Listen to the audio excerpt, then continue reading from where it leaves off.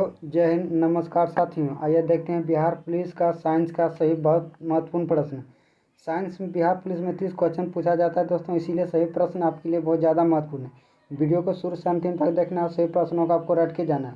जितना भी देख रहे हैं सभी आपको याद रखना है। सही प्रश्न बार बार एग्जाम में पूछा जाता है, इसीलिए एक भी प्रश्न आपको नहीं छोड़ना है। ठीक है, ये शुरू करते हैं बिहार पुलिस साइंस का पहला प्रश्न। वीडियो अच्छा लगता है दोस्तों ज़्यादा ज़्यादा लोगों को शेयर कीजिए और सभी चैनल को सब्सक्राइब कीजिए। ये देखते हैं पहला प्रश्न। पहला प्रश्न है, पोलियो वैक्सीन की खोज किसके द्वारा किया गया? पोलियो वैक्सीन बहुत महत्वपूर्ण प्रश्न है और बार बार एग्जाम में पूछा भी जाता है। तो पोलियो वैक्सीन का खोज किसके द्वारा किया गया? Answer Jonas Salk. Polio vaccine की खोज जोनास साल्क के द्वारा किया। एक पूछा जाता है पोलियो का जो मुंह में वैक्सीन हो गया दोस्तों, टीका। एक होता है ओरल जो कि मुंह में पिलाया जाता है, 2-3 बूंद जिंदगी वाला, वो होता है दोस्तों। उसका वो पूछेगा दोस्तों, उसका आंसर हो जाएगा सोबिन हो जाएगा उसका आंसर दोस्तों। सोबिन, अल्बर्ट सोबिन उसका आंसर हो जाएगा।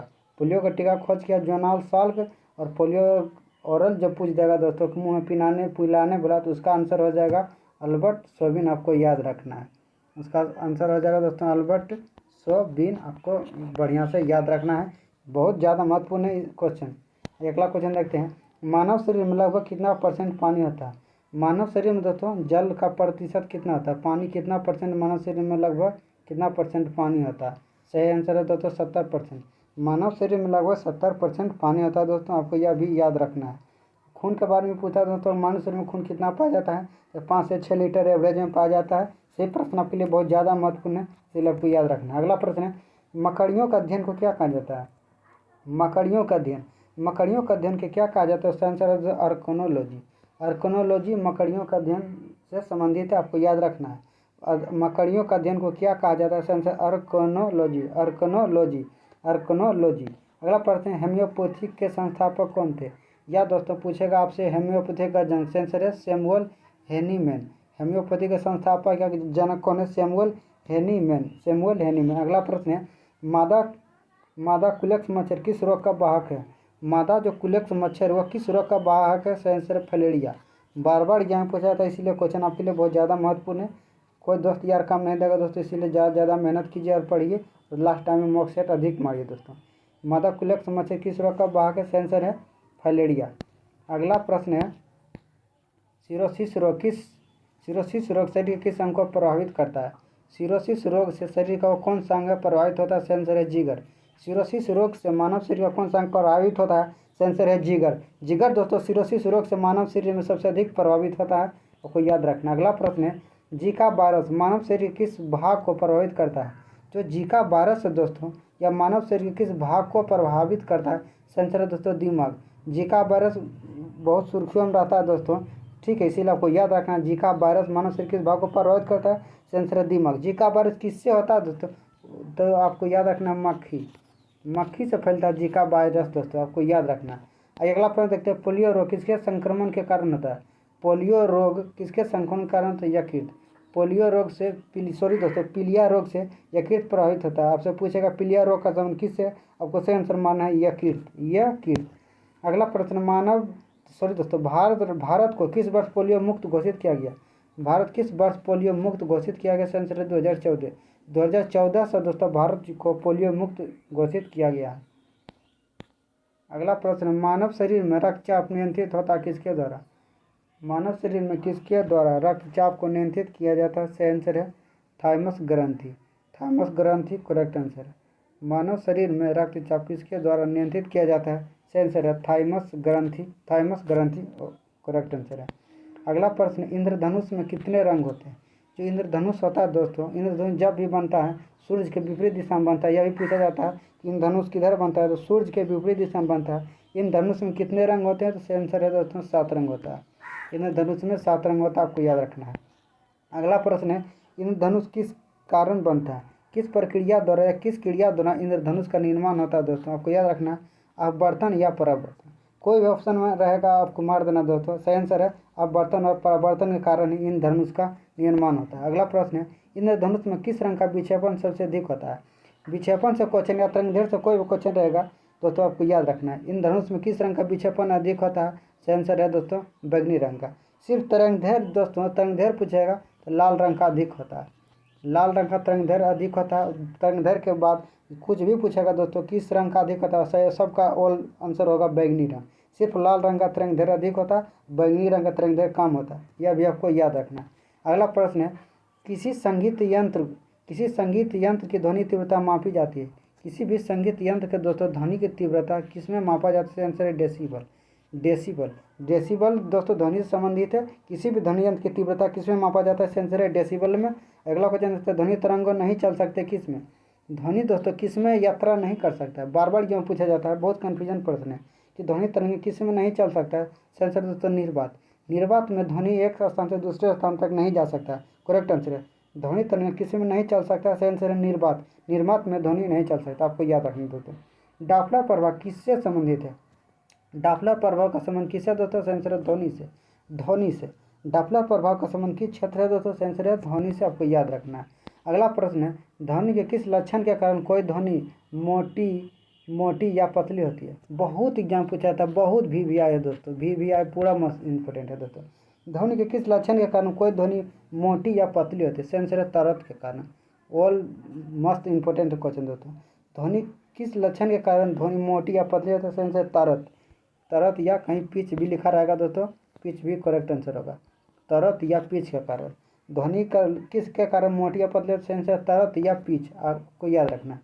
अगला प्रश्न, अशुद्धियों के कारण द्रव का क्वथनांक पर क्या प्रभाव पड़ता है? किसी भी द्रव में अशुद्धियाँ मिलाने पर उसके क्वथनांक पर क्या प्रभाव पड़ेगा? आंसर है बढ़ जाएगा। किसी भी द्रव में जब अशुद्धियाँ मिल जाता है तो या अशुद्धियाँ रहता है तो क्वथनांक पर क्या प्रभाव पड़ता है? क्वथनांक बढ़ जाता है, आपको याद रखना है। ऊष्मा गति का प्रथम नियम किसको संरक्षित करता है? ऊष्मा गति का जो प्रथम नियम है दोस्तों, प्रथम नियम वह किसको संरक्षित करता है? आंसर है ऊर्जा को। ऊष्मा गति का प्रथम नियम किसको संरक्षित करता है? आंसर ऊर्जा। ऊष्मा गति का प्रथम नियम किसको संरक्षित करता है? आंसर है ऊर्जा को दोस्तों।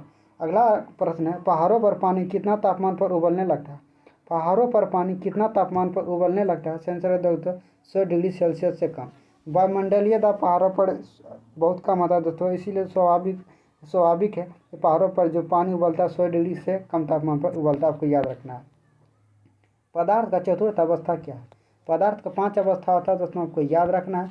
5 अवस्था होता है, वह आपको याद रखना है। पदार्थ के कितना अवस्था है दोस्तों? 5 अवस्था। पूछ रहा है दोस्तों चतुर्थ अवस्था। चतुर्थ अवस्था क्या? प्लाज्मा। पदार्थ का चतुर्थ अवस्था क्या? आंसर है प्लाज्मा। 5वां अवस्था पूछेगा, उसका आंसर हो जाएगा बोस आइंस्टीन, आपको याद रखना दोस्तों। नेक्स्ट क्वेश्चन देखते हैं, उत्प्रेरक का खोज किसने किया था? उत्प्रेरक का खोज किसने किया था? सही आंसर है दोस्तों बर्जीलियस। उत्प्रेरक का खोज किसने किया दोस्तों? सही आंसर है बर्जीलियस, आपको याद रखना है दोस्तों। उत्प्रेरक का खोज किसने किया? सही आंसर है बर्जीलियस, आपको याद रखना है दोस्तों बर्जीलियस। अगला प्रश्न है, तत्वों का सबसे पहले वर्गीकरण किसने किया? बहुत महत्वपूर्ण प्रश्न है दोस्तों। तत्वों का सबसे पहले वर्गीकरण किसने किया और कौन वैज्ञानिक था जो दोस्तों सबसे पहले तत्वों का वर्गीकरण किया था? आंसर है डोबो रेनर द्वारा तत्वों का सबसे पहले वर्गीकरण किया था। ये क्वेश्चन में पूछा जाता है दोस्तों, आधुनिक आवर्त श्रेणी किसने दिया? उसका आंसर हो जाएगा दोस्तों मोसले। आधुनिक आवर्त श्रेणी किसने दिया? उसका आंसर हो जाएगा मोसले दोस्तों। तत्वों का सबसे पहले वर्गीकरण किसने किया? उसका आंसर हो जाएगा डोबो रेनर, आपको याद रखना। यही क्वेश्चन दोस्तों आपको एग्जाम में देखने के लिए सेम टू सेम मिलेगा, इसलिए कन्फ्यूजन नहीं होना, सब रट के जाना है। LPG का मुख्य घटक क्या है? बहुत महत्वपूर्ण प्रश्न दोस्तों। LPG जो होता है दोस्तों, जो घर में खाना बनता है, उसका मुख्य घटक क्या है? आंसर है ब्यूटेन। LPG का मुख्य घटक क्या दोस्तों? ब्यूटेन, आपको याद रखना है। अगला प्रश्न के वायुयान और रॉकेट बनाने के लिए कौन सी धातु प्रयोग किया जाता है? वायुयान और रॉकेट बनाने में वह कौन सा धातु है जिसका प्रयोग सबसे अधिक मात्रा में किया जाता है? आंसर दोस्तों एल्युमिनियम। वायुयान और रॉकेट बनाने में सबसे अधिक मात्रा में प्रयोग किया जाने वाला धातु कौन सा दोस्तों? एल्युमिनियम, आपको याद रखना है। अगला प्रश्न है, प्लास्टर ऑफ पेरिस का रासायनिक नाम क्या है? बहुत महत्वपूर्ण प्रश्न है दोस्तों। प्लास्टर ऑफ पेरिस का रासायनिक नाम क्या है? आंसर है कैल्शियम सल्फेट हाइड्रेट। यह क्वेश्चन आपको गांठ बांध के रखना है, जितना भी देख रहे हैं सभी क्वेश्चन का आपको गांठ बांध के रखना। यही क्वेश्चन आपको एग्जाम में मिलेगा दोस्तों, इसीलिए रट के जाइए, पूरा पढ़िए, कोई दोस्त यार काम नहीं देगा। प्लास्टर ऑफ पेरिस का रासायनिक नाम क्या है? Calcium sulphate hydrate. अगला प्रश्न, लोहे में जंग लगने में क्या बना पदार्थ क्या है? लोहा में जब जंग लगता है दोस्तों, जो पदार्थ बनता है उसे क्या कहते हैं? लोहे में जंग लगने में बना पदार्थ कौन सा है? जब लोहा में जंग लगता है तो वह कौन सा पदार्थ बन जाता है? आंसर है फेरिक या फेरस ऑक्साइड। दोनों ऑप्शन में रहेगा, कहीं एक भी ऑप्शन रहेगा तो फेरिक या फेरस आपको मार के आना है, कन्फ्यूजन नहीं होना है। फेरिक एवं फेरस ऑक्साइड, आपको याद रखना है। लोहे में जंग लगने पर बना पदार्थ क्या है? फेरिक या फेरस ऑक्साइड। अगला प्रश्न है कि जंग लगने पर लोहे का भार पर क्या प्रभाव पड़ता है? बहुत कन्फ्यूजन प्रश्न है दोस्तों, लगता है हलवा प्रश्न, लेकिन एग्जाम हॉल में माथा चकरा जाएगा दोस्तों, इसलिए आपको कन्फ्यूजन नहीं होना है। लोहे में जब जंग लगता है उसका भार क्या होता है दोस्तों? बढ़ जाता है, बढ़ जाता है। लोहे में जब जंग लगता है उसका भार क्या होता है दोस्तों? बढ़ जाता है, आपको याद रखना है। अगला प्रश्न है कांसा किस धातु का मिश्रण है? कांसा, कांसा किसका मिश्रण है दोस्तों? सेंस है तांबा और टीन का, तांबा टीन। कांसा किसका मिश्रण? सेंस है तांबा और टीन का। कांसा किस धातु का मिश्रण है? सेंसर है तांबा और टीन का। आइए अगला क्वेश्चन, नेक्स्ट क्वेश्चन देखते हैं। शुद्ध सोना कितना कैरेट का होता है दोस्तों? जो सोना होता है दोस्तों, शुद्ध सोना कितना कैरेट का होता है दोस्तों? सेंसर है 24 कैरेट। 24 कैरेट का जो सोना होता है दोस्तों, शुद्ध सोना होता है। घर में जो सोना होता है, जो दुकान में सोना बेचा जाता है, वह होता है दोस्तों 18 कैरेट। 18 कैरेट यानी दोस्तों 75% उसमें सोना पाया जाता है, आपको यह अभी याद रखना है। लेकिन दोस्तों शुद्ध सोना पूछेगा कितना कैरेट का होता है? सेंसर है 24 कैरेट। बहुत महत्वपूर्ण प्रश्न दोस्तों, 24 कैरेट सही आंसर है। सही प्रश्नों को आपको बारी बारी से देखना है दोस्तों, याद रखना है। ये क्वेश्चन आपको एग्जाम में देखने के लिए मिलेगा। वीडियो अच्छा लगा तो ज़्यादा लोगों को शेयर कीजिए ताकि सभी को लाभ मिल सके दोस्तों। मिलते हैं अगले वीडियो में, तो तक के लिए मन लगा कर पढ़िए। जय हिंद, नमस्कार दोस्तों।